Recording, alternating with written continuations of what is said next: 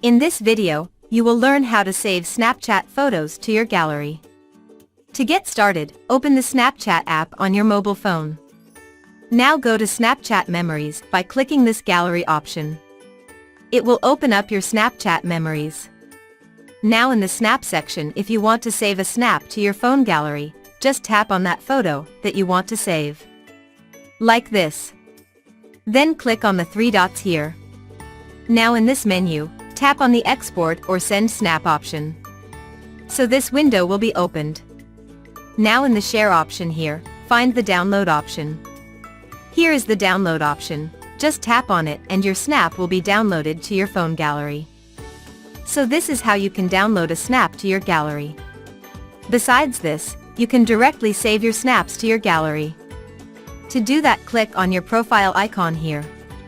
Then simply go to Settings. In the Settings page, scroll down this page and find Memories.